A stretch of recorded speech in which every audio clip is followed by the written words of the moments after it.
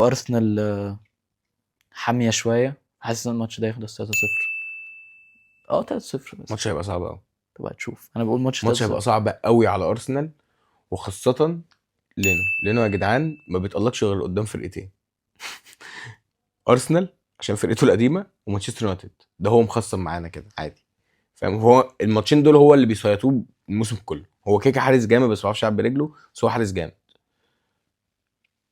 انا بالنسبه لي الماتش ده هيبقى صعب على افتكر ارسنال. كلامي. بقول لك انت افتكر كلامي ماشي. انا وابقى بقول ارجع الماتش لها هيخلص بعدين. هيخلص لما 3-0. الماتش يخلص اكلمك واقول لك ماشي. مين اللي كان صح يعني. بس انا بالنسبه لي الماتش هيبقى صعب. وفي ميزه لارسنال، انا شايفها ميزه، يعني هي اصابه جت للعيب في ارسنال، وانا شايفها ميزه لارسنال ان اوديجارد اتصاب. مم. ان اوديجارد اتصاب ده هيخلي ان ايزي يلعب اساسي. طب ما بقاله جولتين بيلعب اساسي. آه، بيلعب الجوله اللي وينج. فاتت ما لعبش اساسي. لعب وينج شمال. الجوله اللي فاتت يا حبيبي نزل من على الدكه لما عمل الاسيست لمارتينيلي. ماشي. تمام.